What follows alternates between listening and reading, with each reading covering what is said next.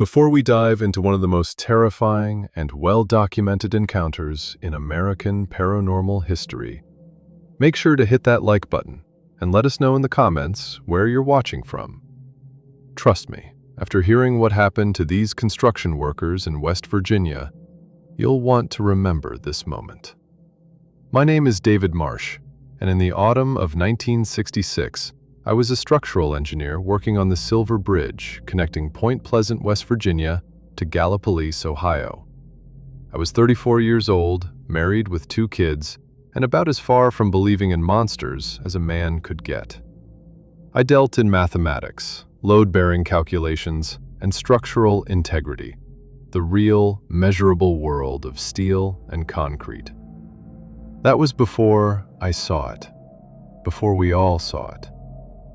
The Silver Bridge was a marvel of engineering when it opened in 1928, but by 1966, it was showing its age.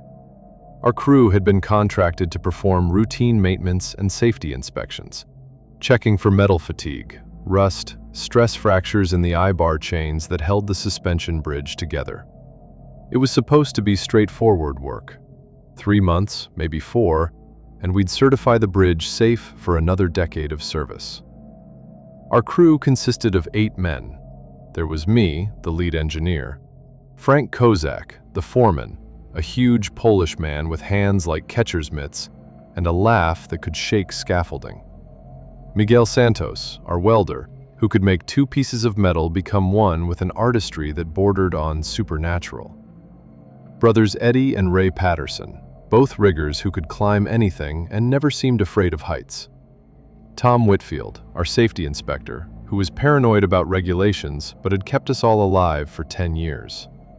Jake Morrison, the youngest at 23, fresh out of technical college and eager to prove himself. And finally, Samuel "Sam" Rivers, a quiet black man in his 50s who'd been working construction longer than some of us had been alive, and who knew the Ohio River and its moods better than anyone. We'd set up our base of operations in an old TNT plant on the outskirts of Point Pleasant. The place had been built during World War II to manufacture explosives, then abandoned after the war ended. The government owned it but didn't use it, and they'd given us permission to use some of the old buildings as equipment storage and a break area. The plant sprawled over several hundred acres, dozens of concrete igloos where they'd once stored ammunition, connected by crumbling roads that nature was slowly reclaiming. It was an eerie place, even in daylight.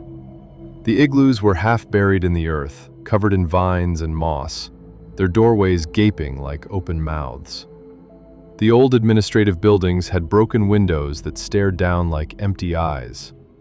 At night, with only our generator-powered work lights cutting through the darkness, it felt like we were the last people on Earth. "This place gives me the creeps," Jake said on our first day, looking around at the abandoned structures. "Why couldn't we just set up in town?" "Because town charges rent," Frank replied, slapping him on the back hard enough to make Jake stumble. "The government lets us use this place for free. You got a problem with free?" Jake didn't answer, but I saw him looking at those igloos with the same unease I felt. There was something wrong about the place. Not dangerous necessarily, just wrong. Like it was holding its breath, waiting for something. The locals didn't help matters. Point Pleasant was a small town of about 6,000 people, the kind of place where everyone knew everyone and strangers stood out. We'd stop at the diner in town for lunch, and conversations would quiet when we walked in. Not hostile, exactly, but wary.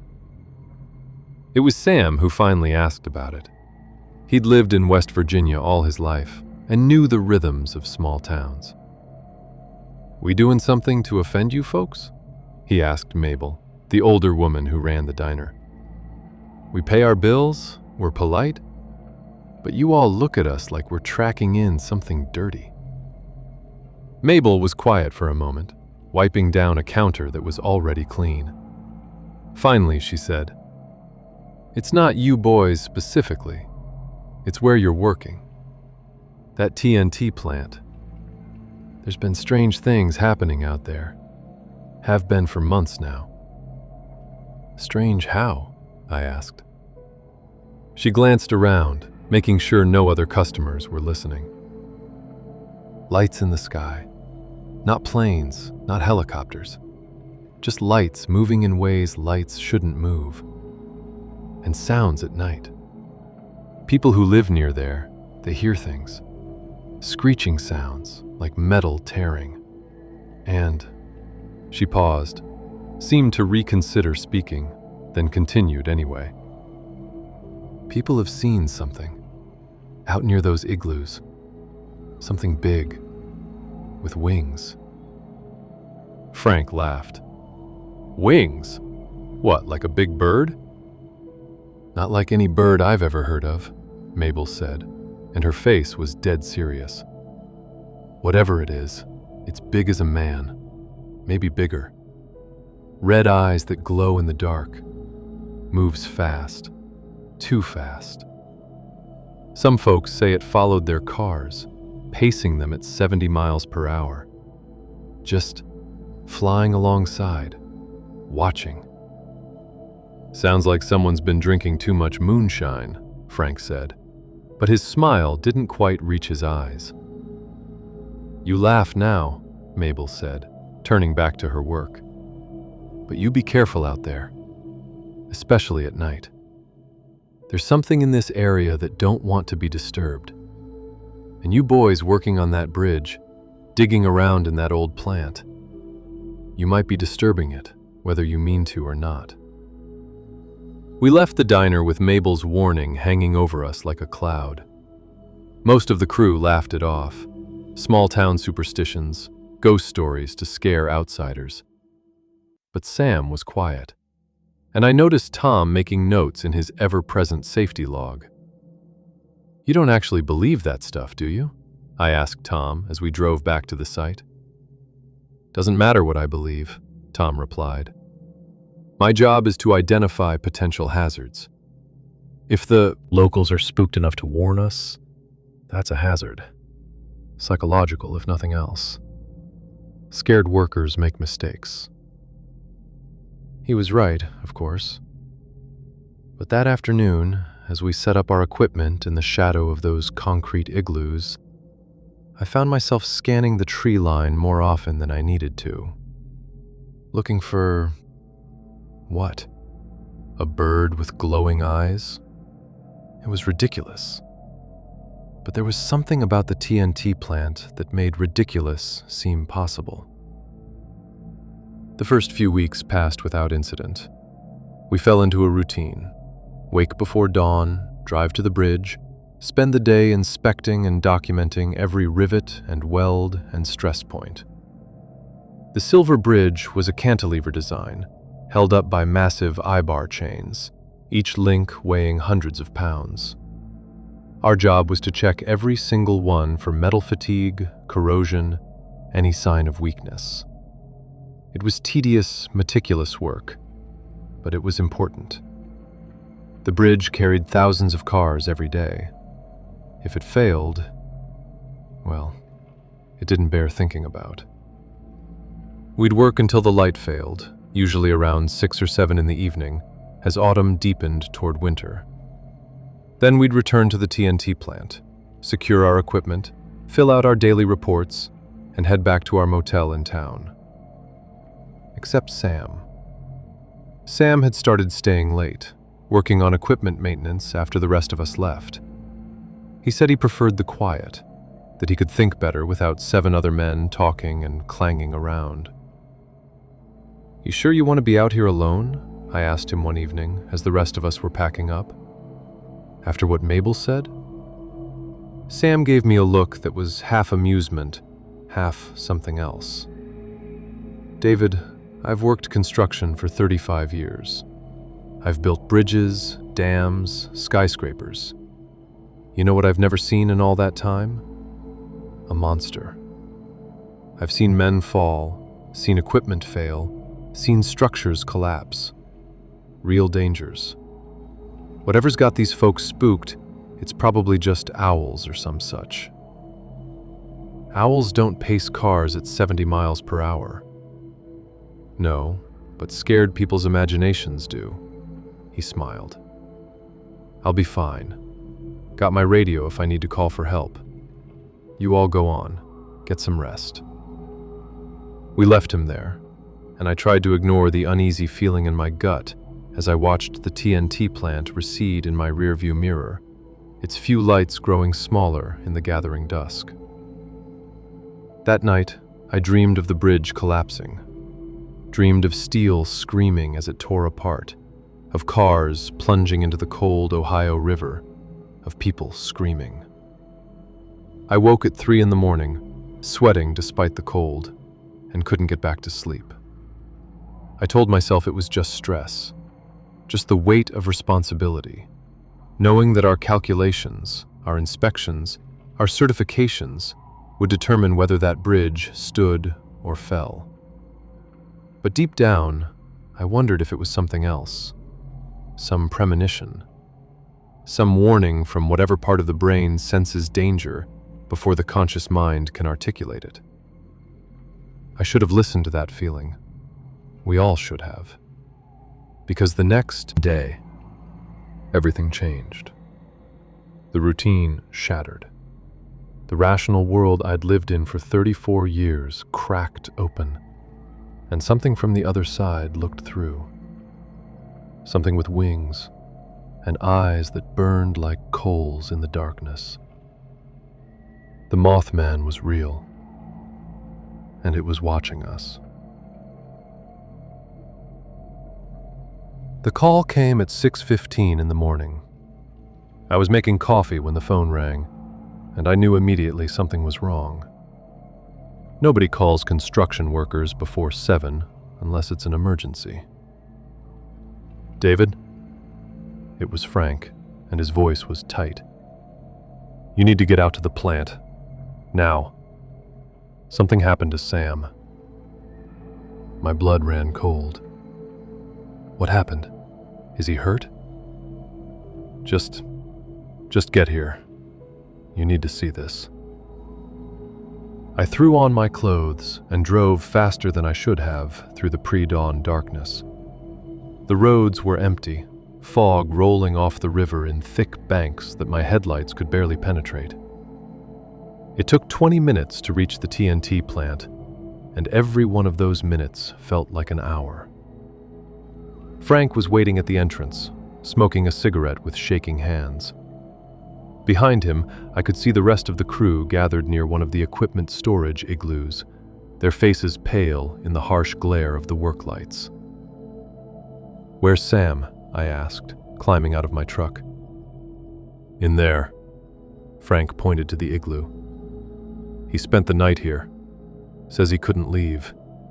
Says, well, you need to hear it from him." I walked toward the igloo, the crew parting to let me through. Inside, sitting on a stack of wooden pallets with a blanket wrapped around his shoulders, was Sam. He looked like he'd aged 10 years overnight. His eyes were bloodshot, his hands trembling as he held a cup of coffee that had long since gone cold. "Sam?" I knelt beside him. "What happened?" He looked at me, and I saw something in his eyes I'd never seen before. Fear.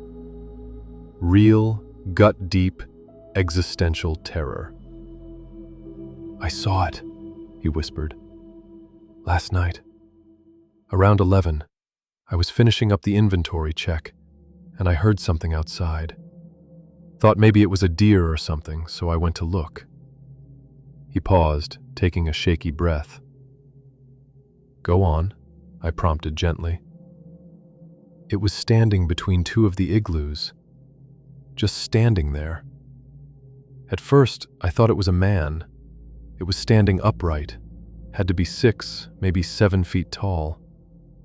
But then it moved, and I realized it wasn't a man. Couldn't be a man. What was it?" Sam's hands tightened around the coffee cup. It had wings, huge wings folded against its back. And the eyes, God, David, the eyes, they glowed red. Not like reflecting light. They glowed from inside, like there was fire behind them. And it was looking right at me, right through me. Could it have been a large bird? A crane, maybe? Or... It wasn't a bird. Sam's voice rose, then broke. Birds don't stand like men. Birds don't stare at you with intelligence in their eyes. Birds don't... He trailed off, shaking his head. It watched me for maybe 30 seconds, though it felt like hours. Then it spread its wings. David, those wings must have been 15 feet across. And it took off. Didn't flap, didn't run to get lift, just launched itself straight up into the air, like gravity didn't apply to it. The crew was silent, everyone processing what Sam had said. Eddie Patterson was the first to speak. Sam, you were working late. You were tired. Maybe you dozed off and... I wasn't asleep. Sam stood up, the blanket falling from his shoulders. I know what I saw, and I'll tell you something else. After it flew away, I heard it. Heard its wings. They didn't sound like bird wings. They sounded like leather creaking. Like something that shouldn't be able to fly, but does anyway. Frank cleared his throat. All right, let's everybody calm down. Sam, you've had a scare, that's clear. Why don't you take the day off? Head back to the motel. Get some real sleep. I'm not going anywhere alone, Sam said firmly. And neither should any of you, especially not after dark. You really think there's something dangerous out here? Tom asked, his safety inspector instincts kicking in. I think there's something out here that we don't understand, Sam replied.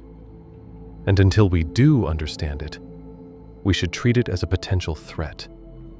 That's just common sense. Tom nodded slowly. I agree. New safety protocol, effective immediately.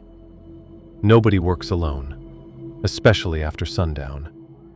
We travel in pairs, minimum, and everyone carries a radio at all times. You're actually taking this seriously? Miguel asked. We're implementing safety protocols because of a bird? We're implementing safety protocols because one of our crew had an experience that rattled him badly enough to spend the night in a cold storage igloo rather than drive back to town, Tom countered. Whether it was a bird, a hallucination, or something else, the effect is the same. We have a spooked worker, and spooked workers make mistakes. He was using the same logic he'd used before, but this time it hit different. Because Sam wasn't the type to spook easily. In all the years I'd known him, I'd never seen him show fear. He'd worked at heights that made my stomach drop. He'd welded in storms. He'd faced down angry property owners and aggressive dogs. But last night, something had scared him to his core. We agreed to Tom's protocols and decided to work as usual, though Sam stayed with the group rather than returning to the motel. As we drove to the bridge to begin the day's inspection, I couldn't shake the image Sam had painted. A 7-foot figure with glowing red eyes and 15-foot wings, standing between those concrete igloos like it owned the place. Like we were the intruders. The morning passed tensely. Everyone was jumpy, looking up at every bird that flew overhead, scanning the tree lines on both sides of the river. We were all thinking the same thing, but not saying it. What if Sam was right? What if there really was something out here? Around noon, Ray Patterson called down from the bridge's upper structure. Hey, you guys see that? We all looked up. Ray was pointing toward the West Virginia side of the river, where the tree-covered hills rose up from the water's edge. See what? Frank called back. Thought I saw something moving along the ridge. Something big. We all stared at the ridge, but if there had been something there, it was gone now. Just trees and shadows and the gray autumn sky. Probably just a deer, Eddie said, but he didn't sound convinced. The afternoon brought more incidents. Jake swore he heard something following him when he went to get tools from the truck.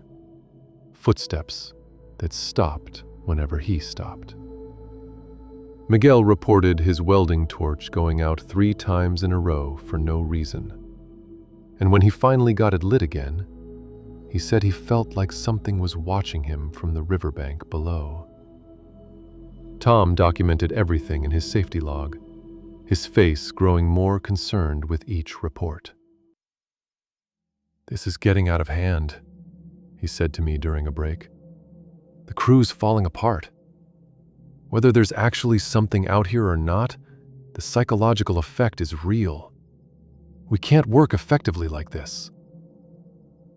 He was right. By the end of the day, we'd accomplished maybe half of what we normally would have.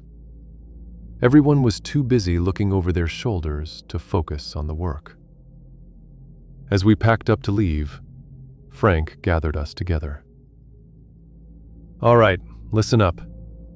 I know today was rough. I know we're all on edge after what Sam told us. But we have a job to do, and we're going to do it. Tomorrow, we get back on schedule. Clear heads, steady hands, and enough of this monster talk." "It's not talk," Sam said quietly. "It's real." "Then tomorrow," Frank said, meeting Sam's eyes, "maybe we'll see it for ourselves. And if we do, we'll deal with it. But until then, we focus on the work. Understood?" We all nodded, though I suspect none of us really believed we'd be able to focus. Not anymore. Not after Sam's testimony had planted that seed of fear in all our minds. We caravanned back to town, nobody willing to drive alone despite the daylight. As we passed the TNT plant, I found myself scanning the spaces between the igloos, looking for a tall figure with glowing eyes. I didn't see anything, but I had the distinct feeling something was watching us leave. That night, I couldn't eat dinner. My wife, Carol, noticed immediately. "Bad day at work?" she asked. "Something like that," I replied, pushing food around my plate. I wanted to tell her what Sam had seen, what we'd all felt throughout the day, but I couldn't find the words. How do you explain that growing sense of dread to someone who wasn't there? "David," she said, reaching across the table to take my hand. "Whatever it is, you can tell me." So I did. I told her everything. Sam's encounter, the crew's jumpiness, the feeling that something was watching us. She listened without interrupting, and when I finished, she was quiet for a long moment. "Do you believe him?" she finally asked. I asked, "Do you believe Sam saw something?" "I believe he saw something," I said carefully. "Whether it was what he thinks he saw, I don't know. But I believe the experience was real to him." "What if it's real to everyone?" Carol asked. What if there really is something out there? Then we're in way over our heads, I admitted. Because I'm an engineer, Carol, I know how to calculate load-bearing stress. I don't know how to deal with whatever this is. She squeezed my hand. Be careful, please. If something feels wrong, if you feel unsafe, you come home. The bridge can wait. I kissed her and promised I would. But we both knew it was an empty promise. The work had to be done. The bridge had to be certified. And we were the only crew contracted to do it. That night, I dreamed again. But this time it wasn't the bridge collapsing.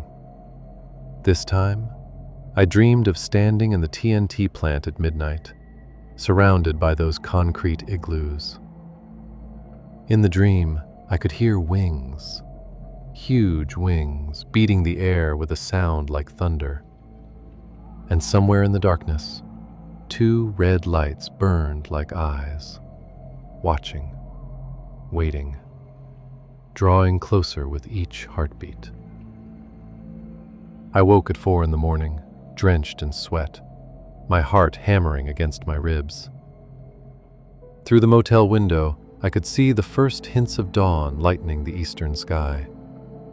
I got up, got dressed, and headed for the diner. I knew I wouldn't sleep again, and I needed coffee. Strong coffee. Mabel was already there, setting up for the breakfast shift. She looked at me as I walked in, took in my haggard appearance, and nodded slowly. "You've seen it," she said. Not a question. "Not me, one of my crew." "But you believe him now." I wanted to deny it, to cling to my rational worldview where monsters didn't exist. But I couldn't.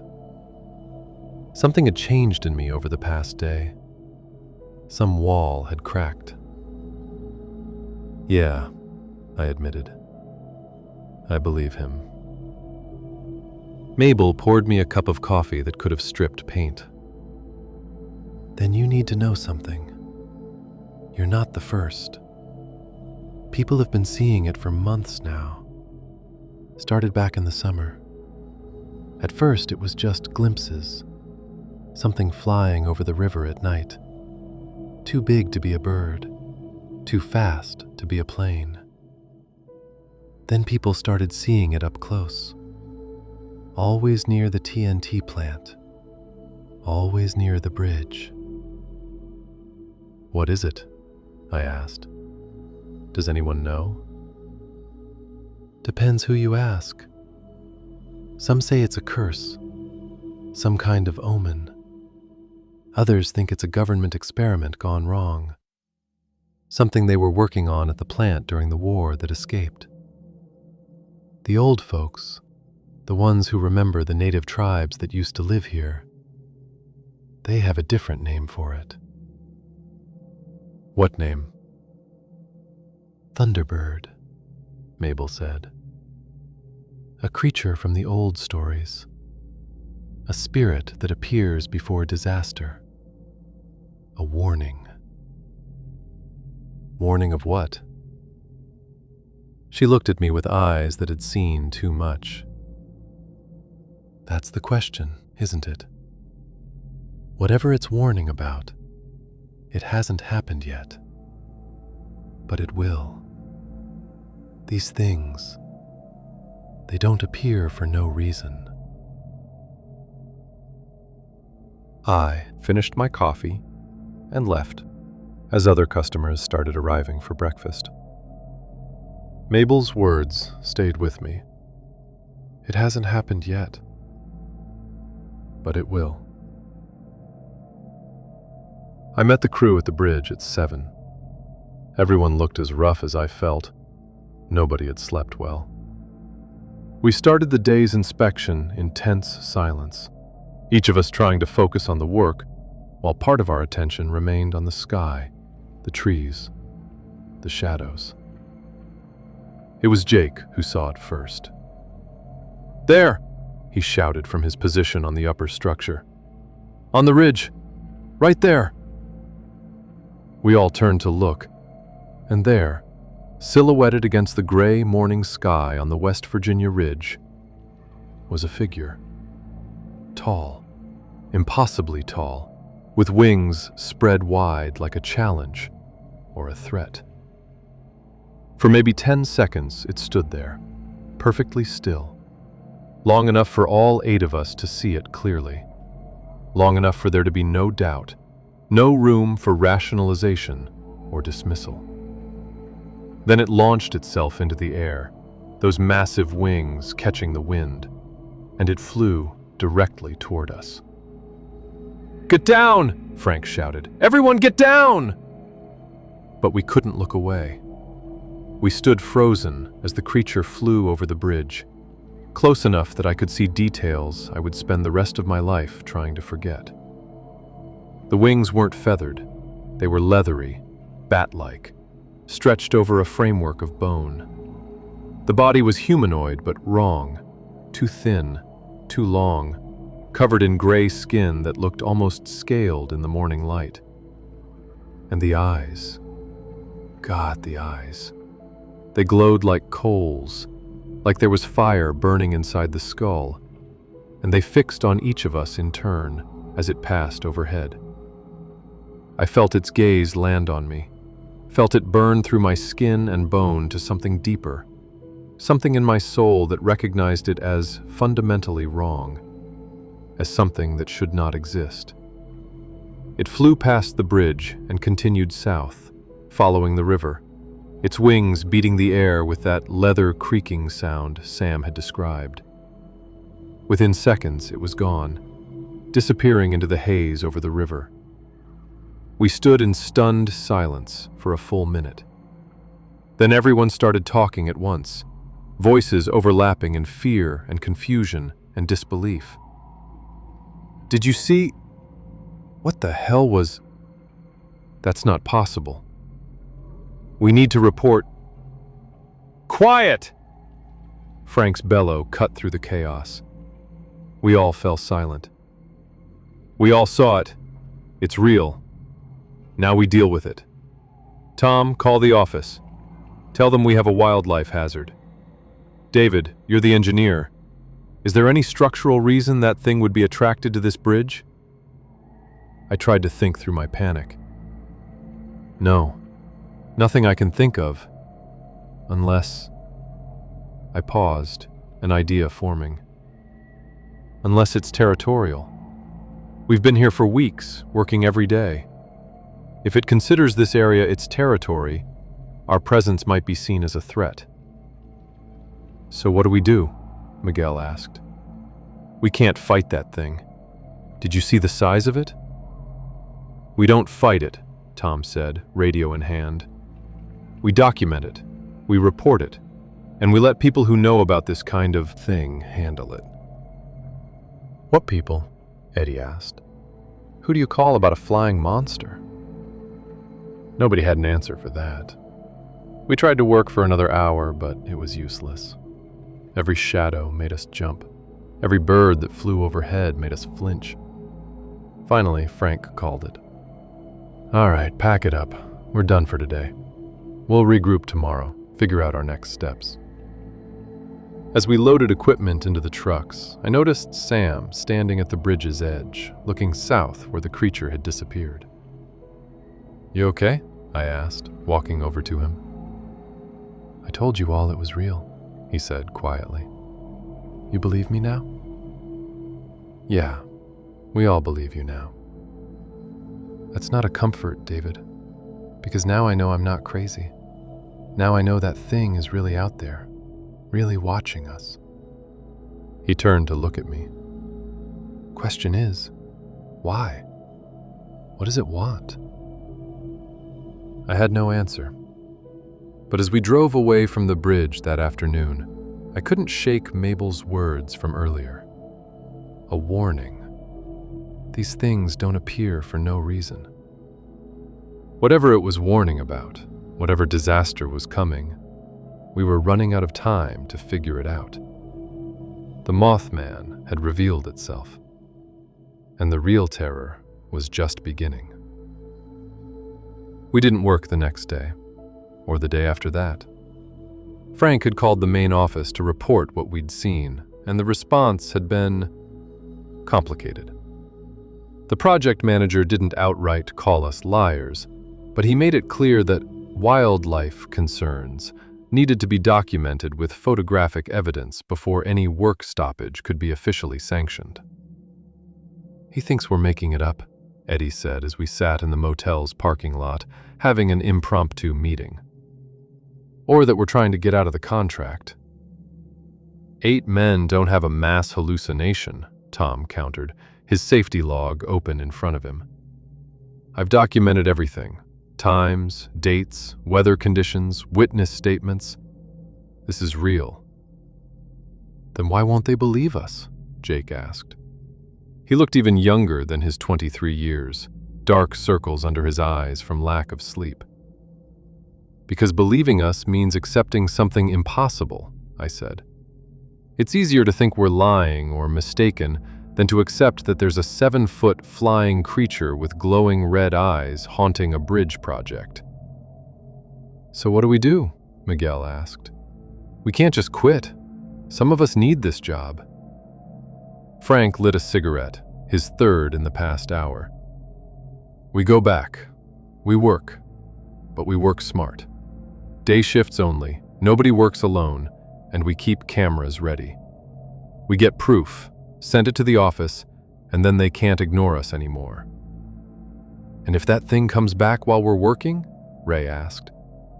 "Then we document it, and we get the hell out of the way," Frank replied. "We're construction workers, not monster hunters." It was decided. We'd return to work the next morning, but with new protocols. Tom drafted a list. All work would cease at 4 p.m. to ensure we left before dark. We'd work in teams of 4, never splitting up. Each truck would have a camera with fast film. And if anyone saw the creature, they were to call out immediately. No trying to be brave, no investigating alone. That night, I called Carol. Told her we were going back to work, but that I'd be home every night. No more late shifts at the site. "I'm worried about you," she said, and I could hear the tremor in her voice. "The papers here have started running stories about strange sightings around Point Pleasant. They're calling it the Mothman." "The what?" "Mothman. Someone gave it that name because of the wings. David, it's not just you and your crew. Other people are seeing it too. Dozens of reports. People being followed on dark roads, seeing it perched on buildings, hearing that sound you described, like leather wings." I felt my blood run cold. "How many reports?" "At least 20 in the past month. And they're all describing the same thing. Huge, man-shaped, wings like a bat, glowing red eyes. Whatever this thing is, it's not staying hidden anymore. It's like it wants to be seen." After we hung up, I couldn't shake that thought. Why would a creature that had presumably lived in these woods for years suddenly start showing itself? Why now? Why this concentration of sightings around the TNT plant and the bridge? Mabel's word came back to me. An omen. A warning of disaster. But what disaster? And when? The next morning, we returned to the bridge. The drive there was tense. Everyone scanning the sky, the tree lines, the shadows under the bridge. But there was no sign of the Mothman. Just a cold November morning and the endless work of checking every inch of the Silver Bridge for weakness. We fell into an uneasy routine over the next week. Work from 7 a.m. to 4 p.m. Stay in groups, document everything, Keep one eye on the work and one eye on the sky. It was exhausting, both physically and mentally, but we managed. The Mothman didn't appear, but its presence was felt constantly. We'd find things moved when we came back, tools left in different positions than we'd placed them, equipment turned on when we knew we'd shut it off. Nothing dangerous, nothing overtly threatening, but enough to keep us on edge. "It's playing with us," Sam said one afternoon as we discovered our lunchboxes had been lined up in a perfect row when we'd left them scattered. "Showing us it can get close whenever it wants." "Or maybe it's just the wind and our own paranoia," Miguel suggested, but he didn't sound convinced. Tom had started plotting the sightings on a map, not just ours, but all the reports that were coming in from around Point Pleasant. The pattern was clear. The Mothman was concentrating its appearances around 3 areas: the TNT plant, the Silver Bridge, and the power plant north of town. "It's following the river," Tom said, tapping the map. "Or rather, following the infrastructure along the river. The bridge, the power plant, the old munitions storage, all man-made structures. So it's territorial after all," I said. "We build on its land. It objects." "Maybe," Tom replied. "Or maybe—" He paused, seeming reluctant to voice his thought. "Maybe what?" "Maybe it's trying to tell us something. Maybe all these appearances, all this attention it's drawing, maybe it's not threatening us. Maybe it's trying to warn us." "Warn us about what?" Frank asked, overhearing our conversation. Tom pointed to the bridge beneath our feet. "About this. About something wrong with this structure. Think about it. When did the sightings start?" "Summer," I said. "June or July, according to Mabel." "And when did we start this inspection contract?" "September. But the preliminary surveys started in—" I stopped, understanding dawning. "Late June." "Exactly," Tom said. "The Mothman appeared when people started paying serious attention to this bridge. What if it's not haunting the bridge? What if it's drawn to the bridge because there's something wrong with it? Something we haven't found yet?" It was a chilling thought. The Silver Bridge carried thousands of cars every day. If there was a critical flaw we'd missed, if the structure failed— "We need to re-examine everything," I said. "Go back over every section we've cleared. Look for anything, any sign of weakness or fatigue." Frank nodded slowly. "All right, but we do it methodically. No rushing, no panic. If Tom's right and there is something wrong, we'll find it." We spent the next 3 days going back over our previous inspections. And in truth, we did find things we'd missed. Minor issues, small cracks in the concrete, some rust on non-critical components. Nothing catastrophic, nothing that would cause immediate failure, but enough to make me wonder what else we might have overlooked. It was on the 4th day of our re-inspection that things escalated. We were working on the western tower, checking the eye-bar chains that held the entire suspension system together. These chains were critical. If one failed, the load would shift to the others, and if they couldn't handle the increased stress, the entire bridge could collapse. Ray was up in the tower structure, examining one of the eye-bar connections when he called down. "Dave, you need to see this." I climbed up to his position, and what I saw made my stomach drop. One of the eye-bar links showed signs of serious stress corrosion. The metal was pitted, weakened, and worst of all, there was a hairline crack running through the eye where the pin connected it to the next link. "How did we miss this?" I said, pulling out my inspection notes. According to my records, I'd checked this exact spot 2 weeks ago and marked it as sound. "Maybe it's gotten worse since then," Ray suggested. "Not this much worse. This kind of corrosion takes months, maybe years. It should have been obvious." I ran my hand over the metal, feeling the rough texture of the corrosion. We need to shut down the bridge. Now. This link could fail at any time. We climbed down and I immediately called the office.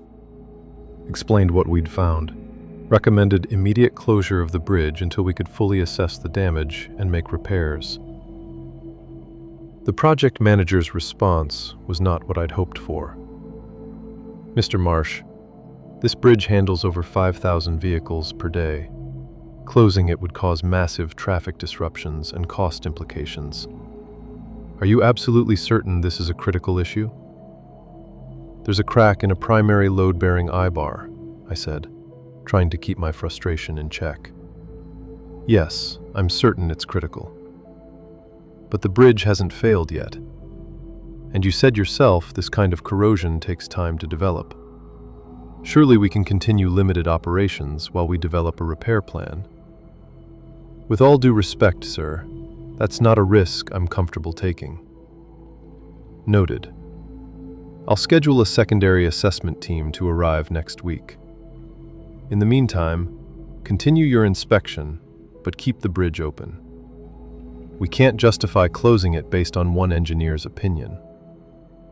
He hung up before I could argue further. They're not closing it, Frank said, reading my expression. They want a second opinion, next week. I looked at the bridge, at the cars streaming across it, at the river flowing cold and dark beneath. We could have a failure before then. Then we document everything, Tom said. Every crack, every sign of weakness. We build a case so airtight, they have to listen. We went back to work with renewed urgency, but now every creak of metal, every groan of the structure made us flinch. The bridge was talking to us, and it wasn't saying anything good. As 4 p.m. approached and we prepared to leave for the day, Jake suddenly grabbed my arm. There, he hissed, pointing to the West Virginia shore. The Mothman stood on the riverbank, maybe 100 yards from the bridge. In the fading afternoon light, it looked almost like a statue, perfectly still, wings folded against its back, those red eyes fixed on the bridge, on us. We all froze, watching it watch us. I pulled out the camera we'd been carrying, raised it with shaking hands, and took 3 photos. The clicks of the shutter seemed impossibly loud in the silence. The Mothman's head tilted, as if it was curious about the camera. Then it spread its wings, that 15-foot span that defied everything I knew about biology and physics, and launched itself into the air. But it didn't fly away this time. It flew toward us. "Get to the trucks," Frank shouted. "Move." We ran, our footsteps echoing on the bridge deck, our equipment left behind in our panic. The creature's shadow passed over us, huge and dark, and I heard that sound, like leather creaking, like something that shouldn't be able to fly, but does anyway. It circled the bridge once, twice, 3 times. On the 3rd pass, it came low enough that I could have reached up and touched it if I'd been stupid enough to try. I got a clear look at its face, if you could call it that. No nose, no mouth, just those glowing red eyes set in a head that was The wrong shape. Too flat. Too wide. Then it let out a sound I'll never forget. Not a screech. Not a roar. Something between a mechanical grinding and an animal's wail. The sound resonated in my chest, making my heart skip a beat, making my vision blur. Cars on the bridge screeched to a halt, drivers and passengers staring up at the creature circling overhead. People were screaming, some trying to run, some frozen in place. The Mothman had gone from a worker's secret to a public event in seconds. Then, as suddenly as it had appeared, it flew north, following the river, its wings beating the air with that terrible sound. Within moments, it was gone, leaving behind 24 witnesses and utter chaos. Police arrived within minutes, then reporters, then people who claimed to be from the government but wouldn't show identification. We were separated and questioned. What did we see? When did we see it? Had we provoked it? Were we sure it wasn't a bird or a plane or a weather balloon? It was 7 feet tall with glowing red eyes, I told the police officer interviewing me. It circled the bridge 3 times. There are 24 witnesses. Whatever it wasn't a bird. And you got photographs? I held up the camera. 3 shots. I don't know if they came out. It was moving fast. The officer nodded and made notes, but I could see the skepticism in his eyes. He thought we were either lying or mistaken or suffering from mass hysteria. By the time they let us go, it was after dark.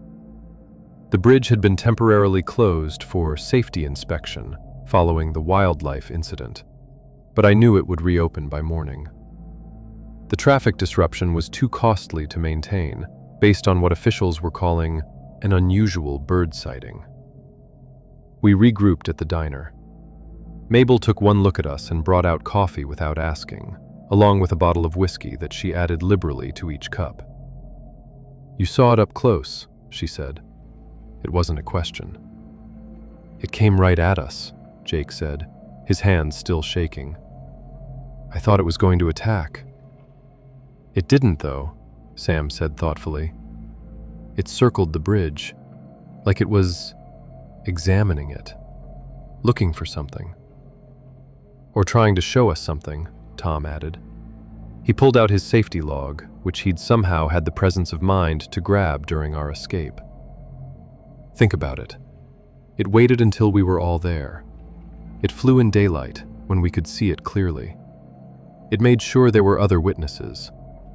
It's like it wanted to create a scene, draw attention." "To what?" Miguel asked. "To the bridge," I said, understanding clicking into place. "It's trying to draw attention to the bridge. Tom was right. It's not haunting the structure. It's warning us about it. The sightings increased when we started inspections. It appeared when we found that cracked eye bar. It's trying to tell us something is seriously wrong. A 7-foot flying creature is trying to warn us about structural damage," Frank said slowly. "Do you hear how insane that sounds?" "Do you have a better explanation?" I countered.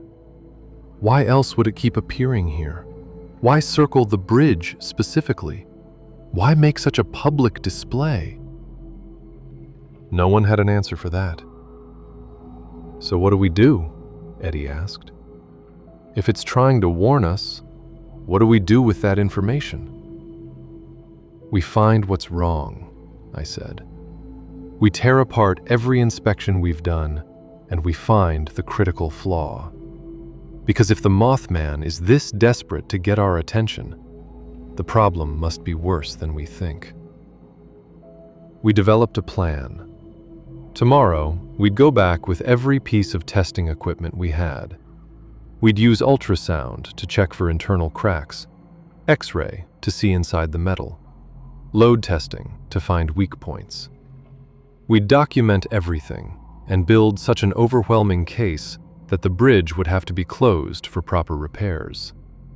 We just had to hope we had enough time.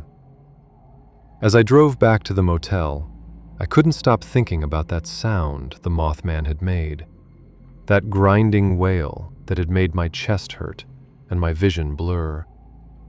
It had sounded like pain, like grief, like something mourning a disaster that hadn't happened yet.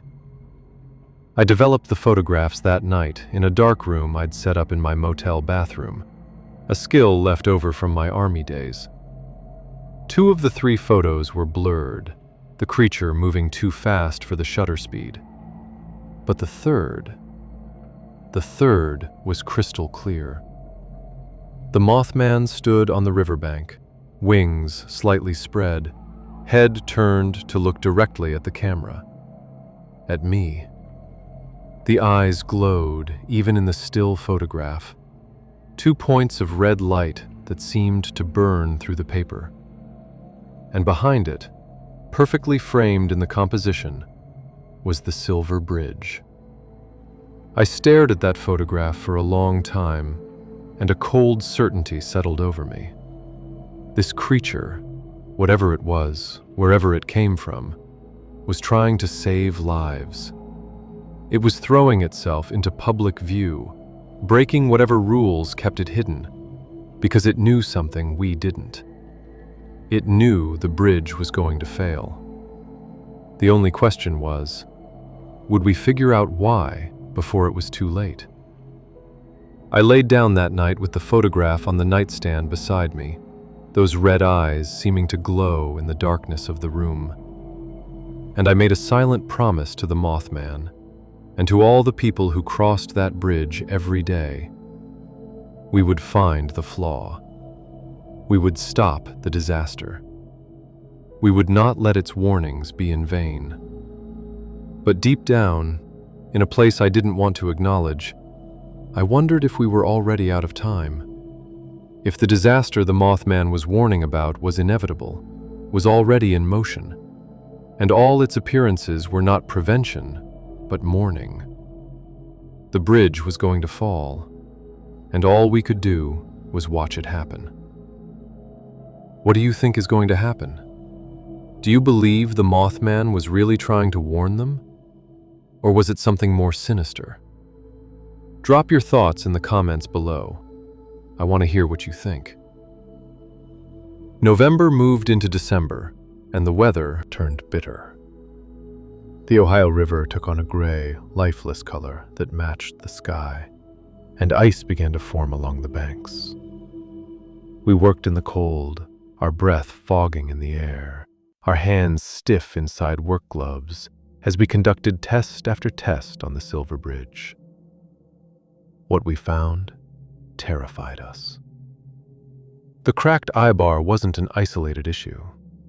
Using ultrasound equipment, we discovered microfractures in 3 other eye-bars on the same suspension chain.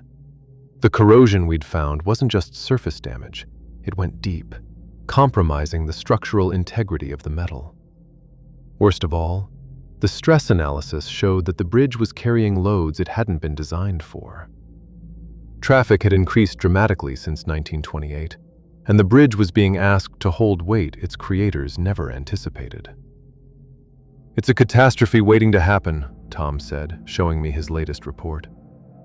"Any one of these eye-bars could fail under the right conditions, and if one goes, the load transfers to the others, and they'll go too. Chain reaction. The whole bridge comes down." "How long do we have?" I asked. He shook his head. "Could be tomorrow, could be 5 years. There's no way to predict. Every car that crosses adds stress. Every cold day makes the metal more brittle. We're playing Russian roulette with thousands of lives." I called the office again. This time I didn't ask, I demanded. "You need to close this bridge. Today. Right now. I'm sending you our complete findings, and I'm telling you that if you keep this bridge open, you're risking a mass casualty event." "Mr. Marsh," the project manager said, his patience clearly wearing thin, "I understand your concern, but we can't close a major bridge based on theoretical risks. The secondary assessment team arrives in 3 days. They'll review your findings and make a recommendation. 3 days might be too long. That's the best I can do. In the meantime, document everything and prepare a presentation for the assessment team." He paused. "And Mr. Marsh? Stop with the creature sightings reports. They're making the entire crew look unstable. Focus on the structural issues. That's what we can actually address." The line went dead. I stood there holding the phone, rage and helplessness warring inside me. They weren't taking us seriously. Not about the structural damage, and certainly not about the Mothman. We'd sent them photographs, witness statements, everything, and they'd dismissed it all as mass hysteria or an elaborate prank. "They're not going to close it," Frank said, already knowing the answer from my expression. "Not until the assessment team reviews our findings. 3 more days. 3 days.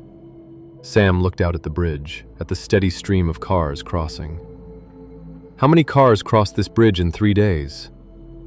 15,000, Tom answered immediately. "Maybe more with the holiday shopping season starting." We all looked at the bridge, imagining those 15,000 cars, each carrying people with families, with lives, with futures, all of them trusting that the bridge beneath their wheels would hold. "We can't just walk away," Miguel said. "Even if the office won't listen, we have to do something." "Like what?" Eddie asked. "Stand on the bridge with signs saying, 'Turn back, structural failure imminent'? They'd arrest us." "Then we go to the media," Ray suggested. "Tell them what we've found. Force the office's hand." "And ruin our professional reputations when they call us alarmists," Frank countered. "We'd never work in this industry again." "Better than living with the knowledge we could have prevented a disaster," I said. "Tom, you still have contacts at the local paper?" He nodded. "Yeah, Linda Marshall at the Point Pleasant Register. She's been covering the Mothman sightings." "Call her. Tell her we want to talk. Off the record at first. Just show her our findings and let her decide if it's newsworthy." "The office will crucify us," Frank warned. "Probably," I agreed. "But I'd rather be unemployed than responsible for hundreds of deaths." The crew was silent for a moment. Then, one by one, they nodded. We were in this together, for better or worse. That afternoon, we met Linda Marshall at the diner. She was a sharp-eyed woman in her 40s with a reputation for thorough reporting and not backing down from controversial stories. We spread our documentation across a booth table, photographs of the cracked eye bars, ultrasound results showing internal fractures, stress calculations demonstrating the bridge was over capacity. She studied everything carefully, making notes, asking technical questions that showed she'd done her homework. Finally, she sat back and looked at us. "This is serious," she said.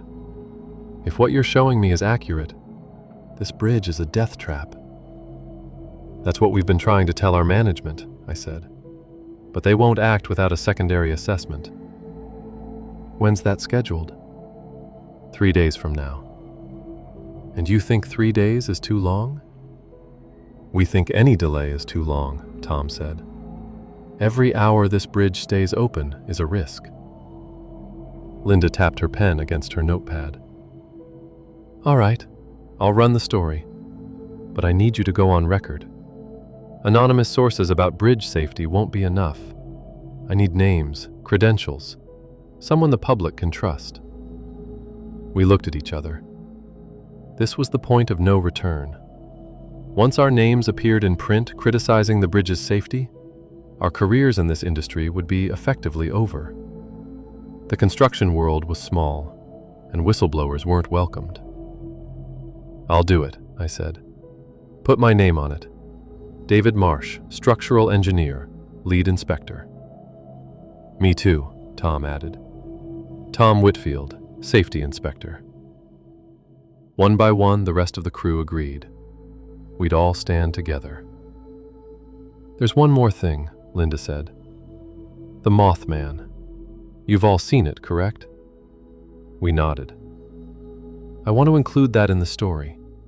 The sightings, the pattern of appearances, your theory that it's trying to Warn people about the bridge. The office already thinks we're crazy for reporting the Mothman," Frank said.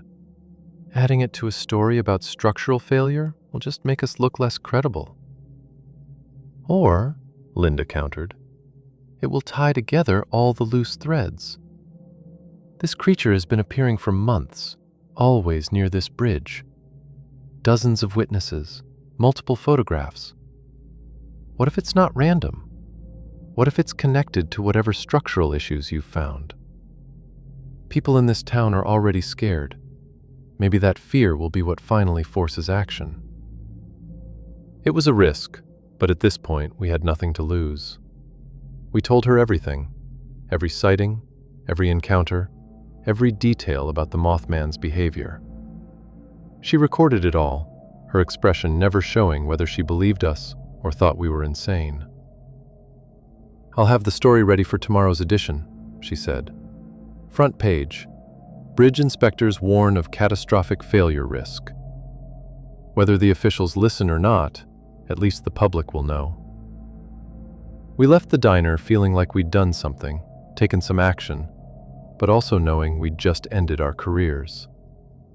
The construction industry didn't forgive public whistleblowing. Even if we were right, even if we saved lives, we'd be marked as troublemakers. That night, the Mothman appeared again. I was alone in my motel room, working on additional calculations to support our case, when I heard that sound, the leather creaking wing beats. I looked up, and there it was, perched on the roof of the building across the parking lot. It sat there motionless, wings folded, those red eyes fixed on my window, fixed on me. Slowly, carefully, I stood and walked to the window. We stared at each other across the distance, man and creature, engineer and omen, both trying to prevent the same disaster, but unable to communicate. Then it did something I'd never seen before. It raised one of its appendages, not quite an arm, not quite a wing, something in between, and pointed. Not at me, at the photograph on my desk, the one showing the cracked eye bar. It knew. Somehow it knew exactly what we'd found. I picked up the photograph and held it to the window. The Mothman's head tilted, its eyes seeming to burn brighter. Then it spread its wings and launched itself into the night, flying toward the bridge.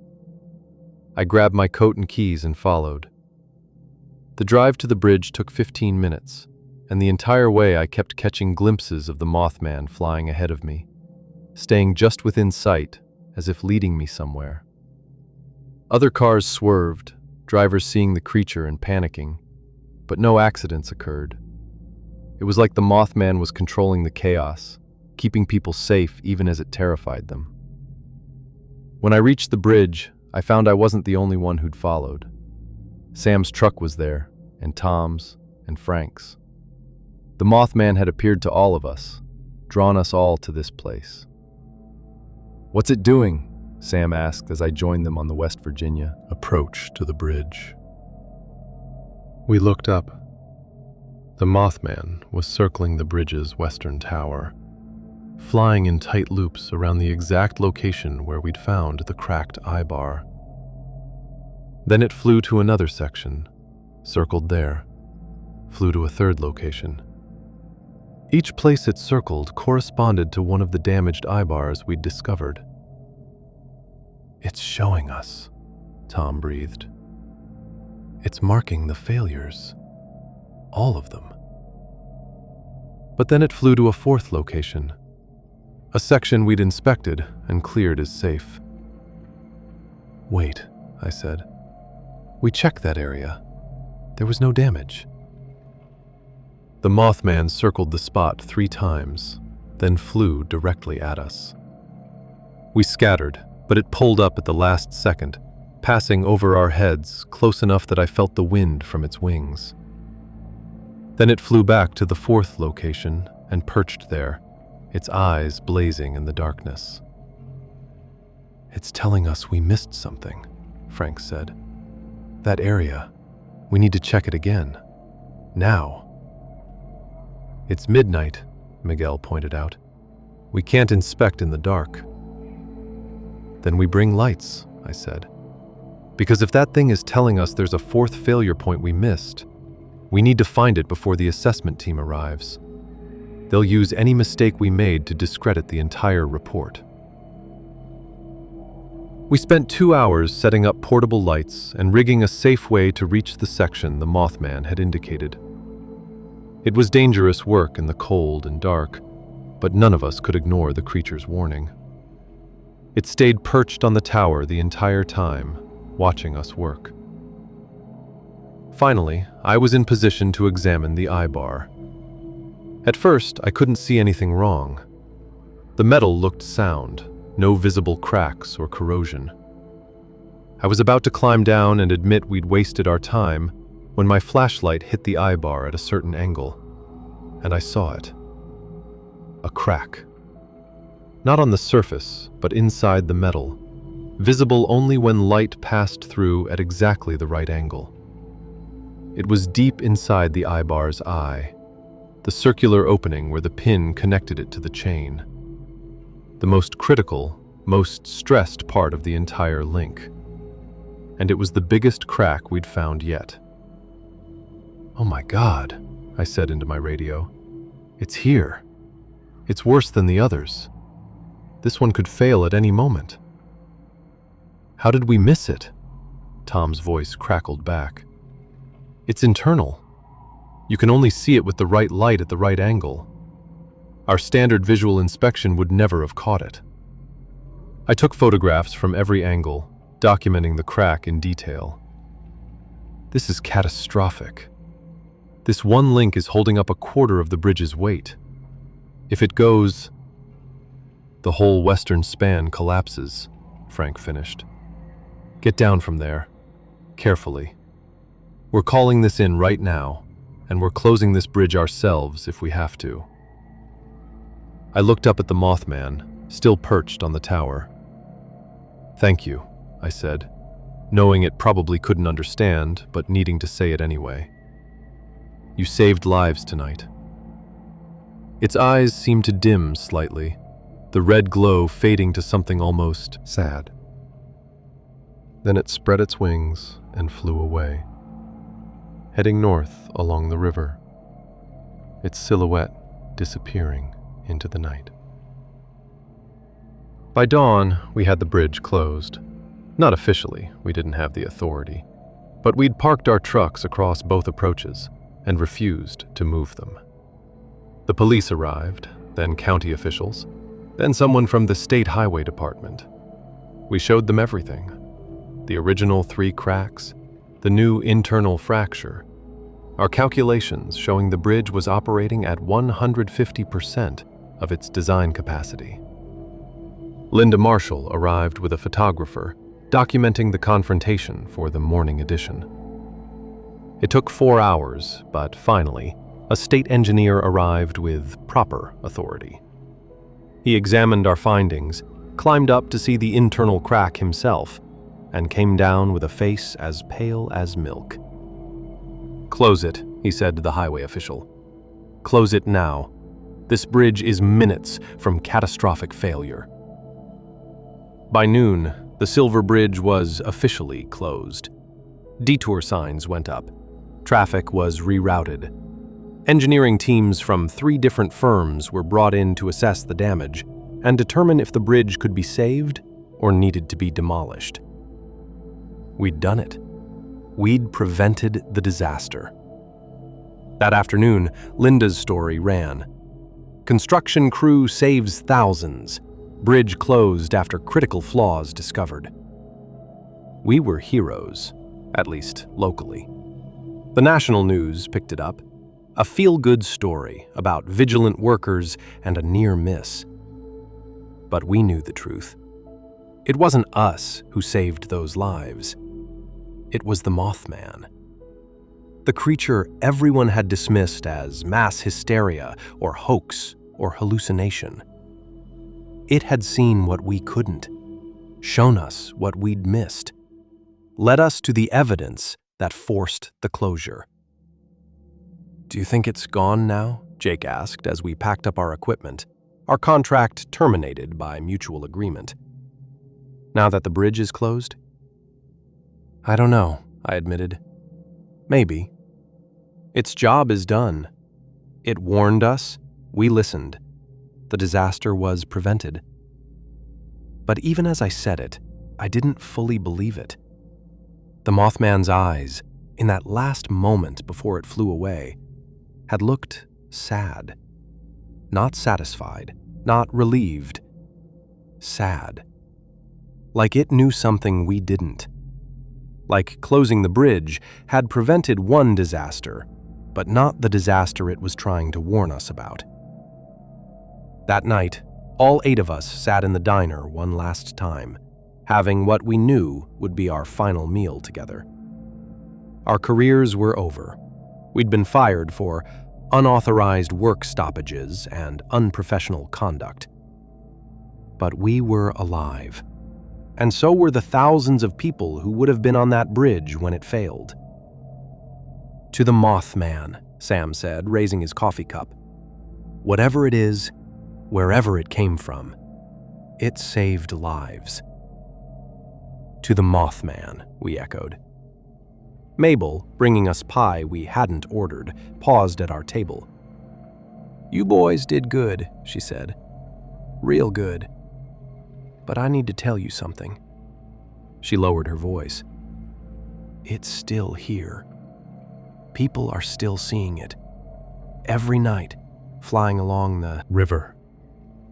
Circling the power plant, the bridge, the TNT plant. It's not done. Whatever it was warning about, closing the bridge wasn't the end. What else could it be warning about? Frank asked. Mabel shook her head. I don't know. But that creature appeared for a reason. And until that reason is fulfilled, it's not leaving. You boys be careful.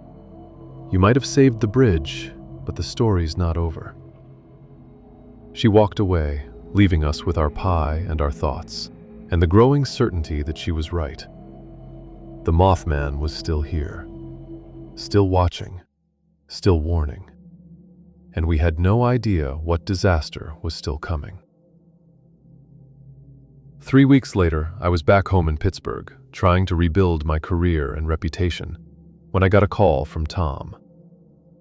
"Turn on the news," he said without preamble. "Right now." I turned it on and felt my blood run cold. The Silver Bridge had collapsed. Despite the closure, despite all our work, despite everything. Not the section we'd found damaged, not the I-bar we'd photographed and documented. The collapse had started from a completely different point, a design flaw no one had known existed, that no inspection could have found without demolishing the bridge to expose it. 46 people were dead. Christmas shoppers returning home from Ohio, their cars plunging into the icy Ohio River when the bridge gave way without warning. The worst bridge disaster in American history. And the Mothman had known, had tried to warn us, had drawn our attention to the bridge again and again, trying to tell us that the problem was bigger than cracked I-bars and corroded metal. We'd closed the bridge for 3 weeks for repairs. They determined it could be temporarily reinforced and reopened while they developed a long-term repair plan. The bridge had been open for less than 24 hours when it failed. If we'd kept it closed, if we'd pushed harder for demolition instead of repair, if we'd understood what the Mothman was really trying to tell us, 46 people would still be alive. I sat in my living room watching the news coverage, watching the recovery efforts, watching the families of the victims crying on camera, and I understood something horrible. We hadn't prevented the disaster. We'd only delayed it. And maybe, by closing the bridge and giving officials a false sense that the problem was being addressed, we'd made it worse. The Mothman had tried. God knows it had tried. But we hadn't listened. Not really. We'd heard the warning about the bridge, but not the warning about the bridge's fundamental unsalvageability. We'd treated a symptom and missed the disease. And 46 people paid the price for our failure. The investigation into the Silver Bridge collapse took months. Teams of engineers descended on Point Pleasant, pulling wreckage from the river, examining every piece of metal, reconstructing the sequence of failure. What they found was both simple and devastating. The bridge had been doomed from the day it was built. The I-bar design, considered innovative in 1928, had a fatal flaw. There was no redundancy. If a single I-bar failed, the entire chain failed. And if the chain failed, the bridge failed. It was a house of cards built from steel, and we'd been standing underneath it, trying to shore up one card while the whole structure was ready to collapse. The specific failure point was I-bar 330 on the north side of the western chain. It had developed a tiny crack, microscopic, invisible to any inspection method available in 1967, that had grown over decades until the metal could no longer support the load. On December 15th at 5:04 p.m., during rush hour traffic, with the bridge carrying maximum load, I-bar 330 snapped. The failure took less than a minute. One I-bar, then the chain, then the entire western span. 31 vehicles plunged into the freezing Ohio River. 46 people died. Some from the fall, some from drowning, some from hypothermia in the 40-degree water. They never would have escaped, no matter how good the rescue response was. The collapse was too sudden, the water too cold, the current too strong. We'd tried to prevent this. The Mothman had tried to warn us. And 46 people still died. The 8 of us from the construction crew were called to testify at the investigation hearings. One by one, we sat in that sterile conference room and explained what we'd found, what we'd reported, what actions we'd taken. The investigators listened, took notes, and ultimately concluded that we'd done everything right. We'd identified serious structural issues. We'd reported them through proper channels. We'd gone public when official channels failed. We'd forced a bridge closure that had been absolutely warranted based on the evidence available to us. We were cleared of any wrongdoing, praised even for our diligence. But it didn't matter. 46 people were still dead. You couldn't have known, the lead investigator told me after my testimony. The fatal flaw was internal, microscopic, and in a location you'd already inspected and cleared. You found genuine structural issues and took appropriate action. The subsequent collapse was due to a separate, undetectable defect. You're not responsible. Not responsible. Technically true, legally true, but it didn't feel true. Because the Mothman had known, had kept appearing, kept warning, kept trying to tell us the problem was bigger than what we'd found. And we'd stopped looking once we found enough evidence to close the bridge. We'd thought we'd solved the puzzle when we'd barely started. The crew scattered after the investigation. We couldn't stay together. There was too much shared guilt, too much mutual reminder of our failure. Miguel went back to Texas. The Patterson brothers moved to California. Frank took a job in Alaska, as far from bridges and rivers as he could get. Tom quit construction entirely and became a safety instructor, determined to teach others the lessons we'd learned. Too late. Jake, the youngest of us, took it the hardest. He'd looked up to us, trusted our experience and expertise. Learning that we could do everything right and still fail, that the universe could be that cruel and arbitrary, broke something in him. Last I heard, he was working at a hardware store in Ohio, having abandoned engineering entirely. Sam stayed in Point Pleasant, said someone needed to remember, needed to bear witness. He became a kind of unofficial historian of the disaster, collecting stories from survivors and families of the victims, making sure their names weren't forgotten. I went back to Pittsburgh and tried to rebuild. Got a job with a smaller firm doing residential work. Nothing critical, nothing where a mistake would cost lives. I married Carol. We had a son. I built what looked like a normal life. But the Mothman haunted me. Not literally. I never saw it again after that night it led us to the hidden crack. But in my mind, in my dreams, those red eyes watched me, judged me, asked the question I couldn't answer. Why didn't you understand? Why didn't you listen? I became obsessed with the sightings, collecting every report, every photograph, every witness testimony. There had been over 100 documented encounters between November 1966 and December 1967. 100 chances to understand, to decipher what it was trying to tell us. The pattern was obvious in hindsight. The Mothman had appeared most frequently in 3 locations: the TNT plant, the Silver Bridge, and the power plant. We'd focused on the bridge because that's where we were working. But what if that wasn't the primary warning? What if the power plant was equally important? What if the TNT plant was the real center of its concern?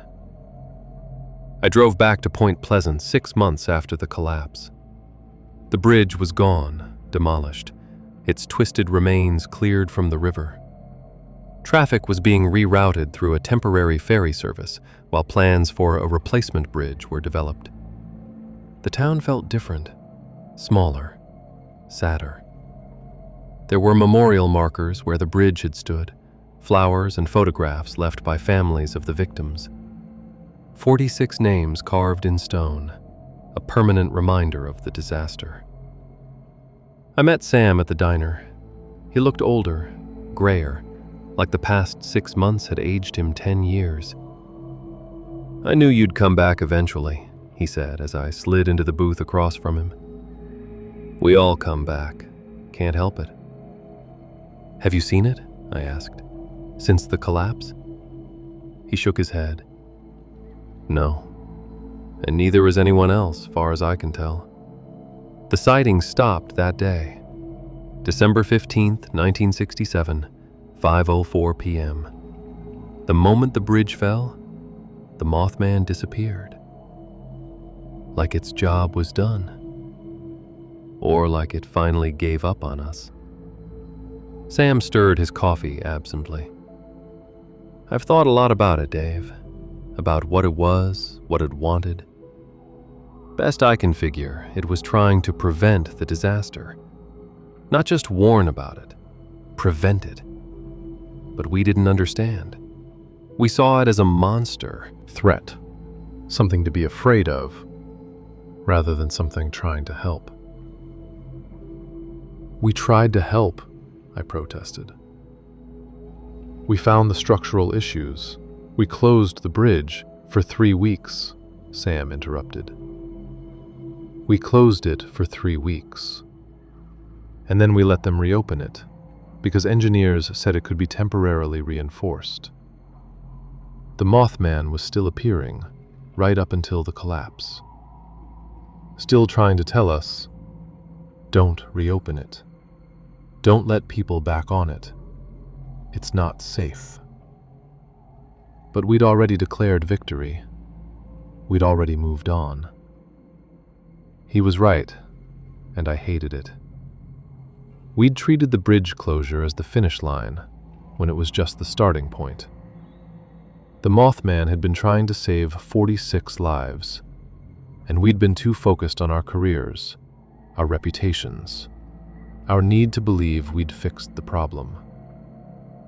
"Do you think it knew?" I asked. "Do you think it knew exactly when and how the bridge would fail?" "I think it knew enough," Sam said. "I think it saw or sensed or understood something we couldn't. And I think it stayed here, appearing again and again, trying every way it could think of to make us understand.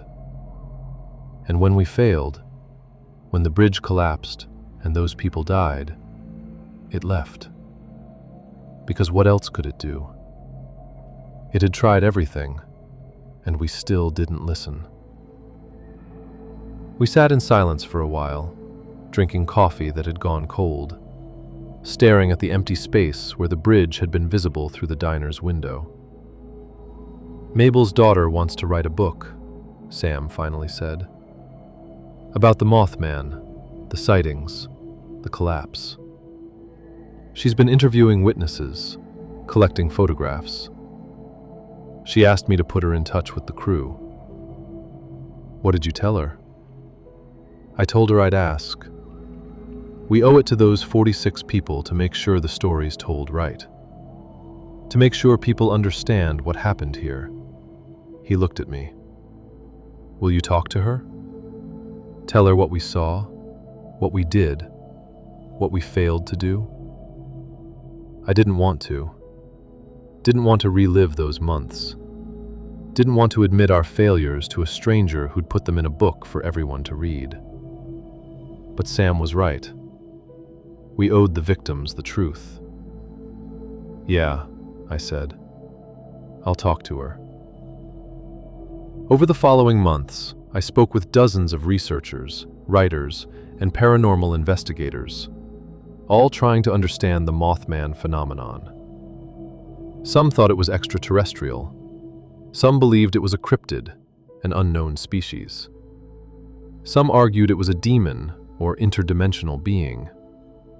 A few suggested it was a tulpa, a thought form created by collective belief and fear. I had no answers for them. I was an engineer, not a paranormal expert. All I knew was what I'd seen. A creature that shouldn't exist according to everything I'd been taught about biology and physics. A creature that had tried, desperately and repeatedly, to prevent a disaster. A creature that had failed, just like we had. The book came out in 1975. The Mothman Prophecies, it was called, and it told the full story. The sightings, our investigation, the bridge collapse, and dozens of other encounters I'd never heard about. It became a bestseller, and suddenly Point Pleasant was famous for its monster. Some people in town resented the attention, said it turned tragedy into entertainment, made a spectacle out of 46 deaths. Others saw it as important documentation, a record of something extraordinary that had happened in their community.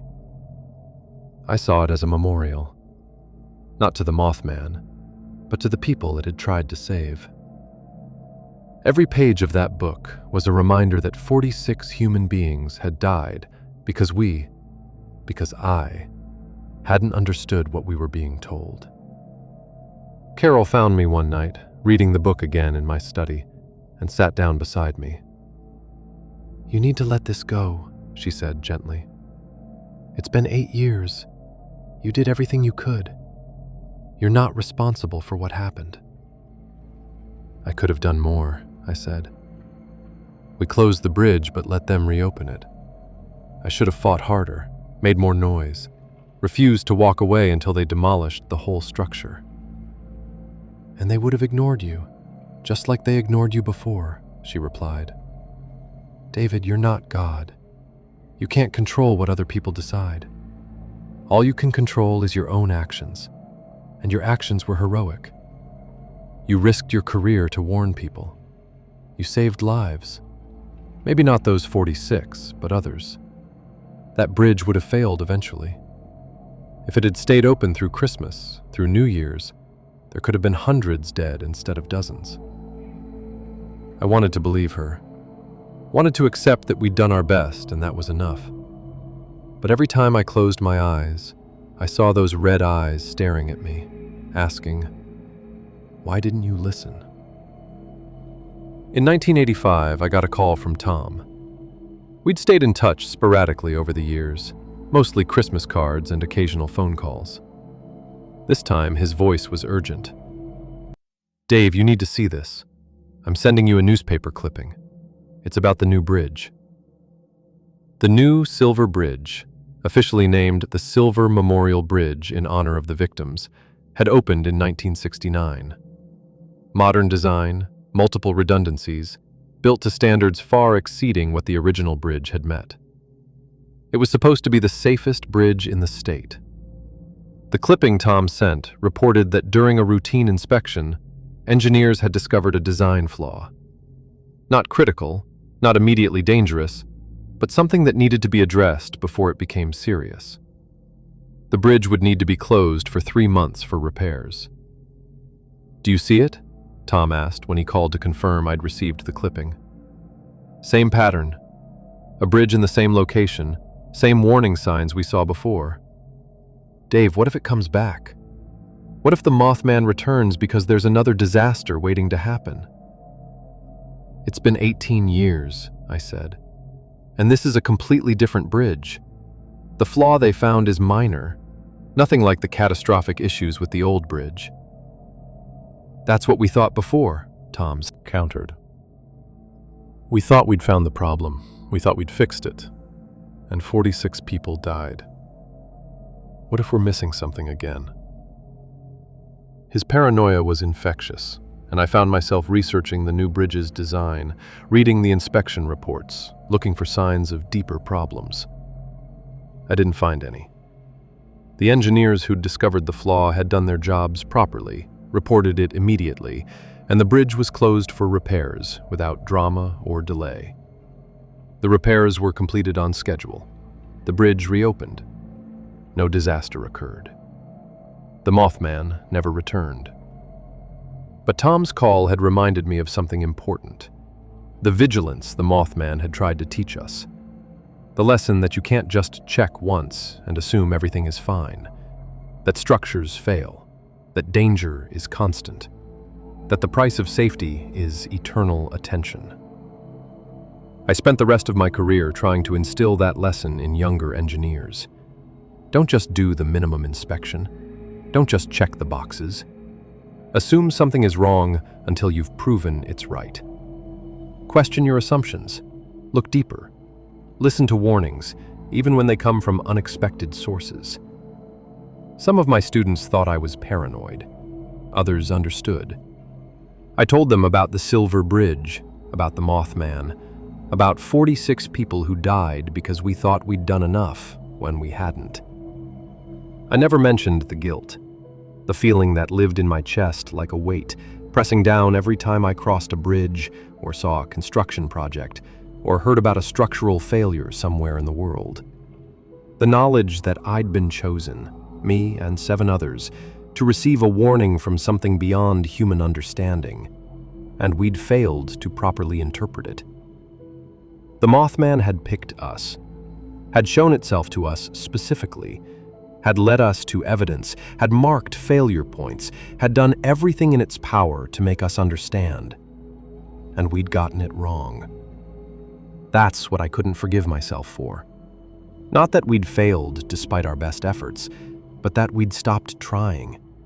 That we'd declared the problem solved when the Mothman was still appearing, still warning, still screaming into the void that we needed to look deeper.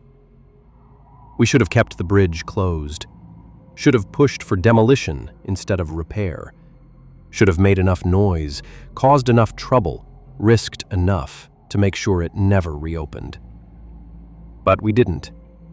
We did what seemed reasonable at the time, and 46 people paid for our reasonableness with their lives.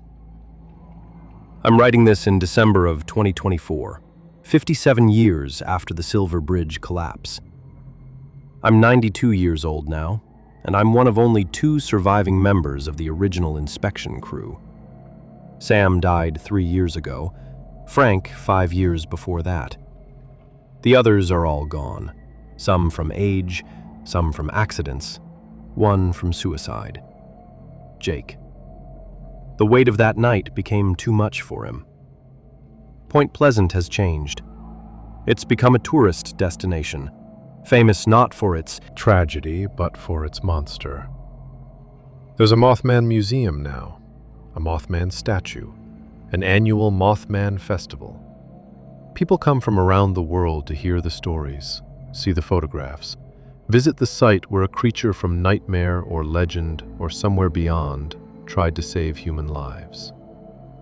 Some people think it's disrespectful, that turning the Mothman into a tourist attraction trivializes the 46 deaths. But I disagree. The festival, the museum, the statue, they keep the story alive. They make sure each new generation knows what happened here.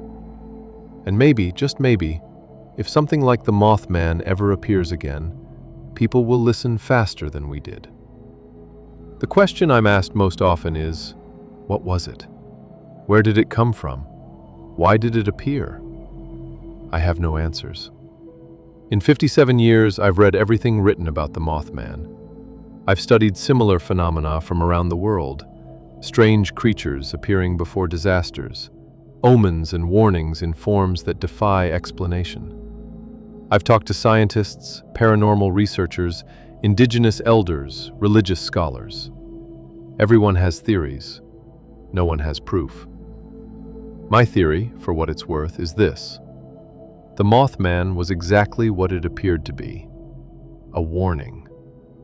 Not from God or aliens or another dimension, but from the universe itself.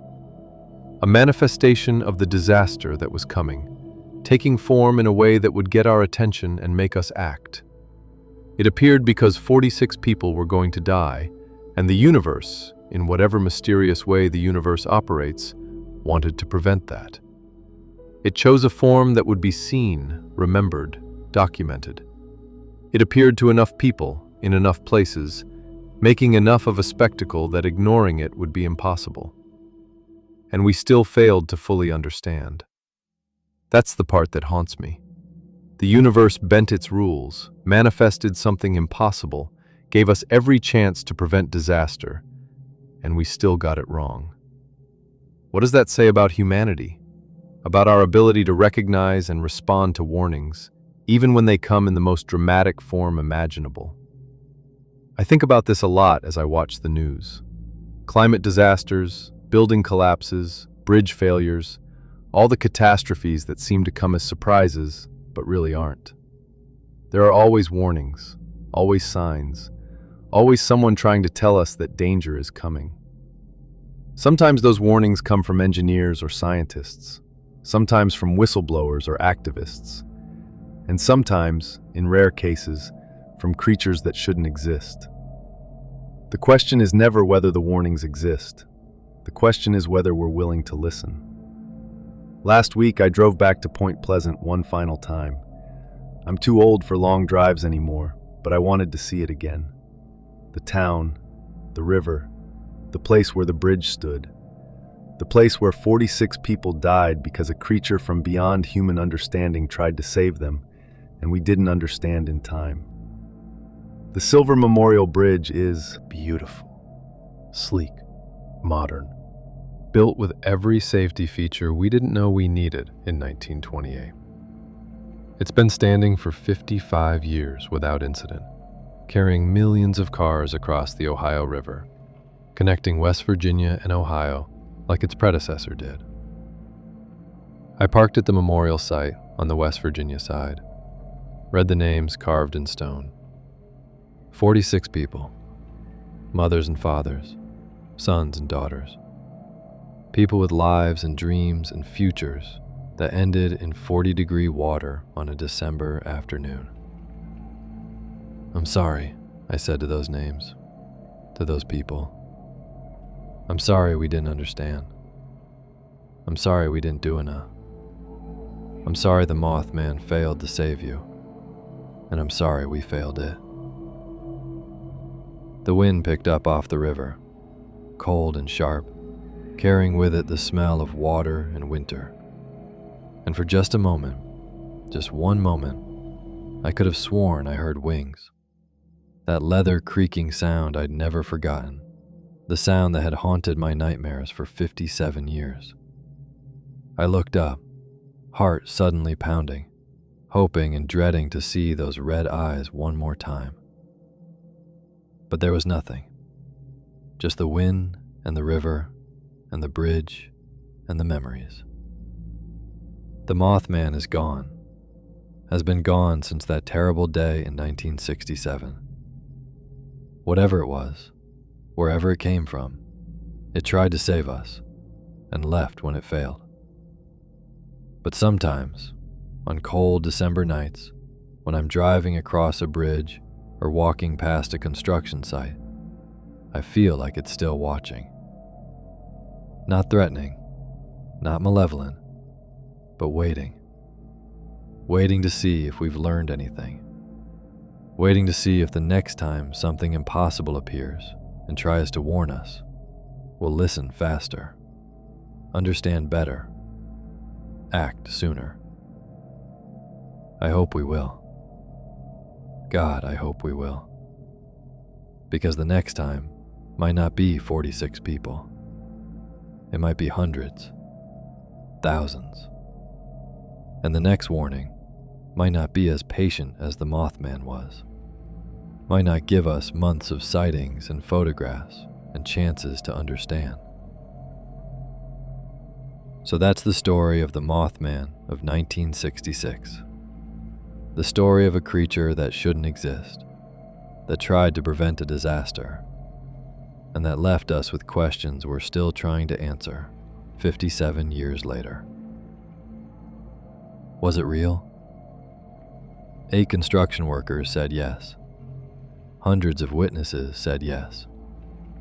The photographs, the reports, the documented sightings, they all say yes. Was it trying to warn us? Every pattern, every appearance, every action suggests it was. Could we have saved those 46 people if we'd understood the warning correctly? That's the question that haunts everyone who was there. The answer is maybe. Probably. We'll never know for sure. What do you think? Do you believe the Mothman was real? Do you think it was trying to prevent the disaster? Could it appear again somewhere else, before some other catastrophe? Let me know in the comments below. And remember, warnings come in many forms, from engineers, from scientists, from whistleblowers, from regulators, and sometimes, rarely, impossibly, from creatures that defy explanation. The question isn't whether the warnings are real. The question is whether we're willing to listen before it's too late. If you found this story compelling, if it made you think about the nature of warnings and disasters, and our responsibility to heed them, please like this video and subscribe for more deep dives into the unexplained and the tragic. And the next time you cross a bridge, take a moment to appreciate the engineers who built it, the inspectors who maintain it, and the invisible forces, whatever they may be, that try to keep us safe. The Mothman tried to save 46 lives. It failed. We failed. Don't let that failure be in vain. Listen to warnings. Question assumptions. Look deeper than the surface. Because somewhere, right now, someone might be trying to warn us about the next disaster. The question is, will we listen this time?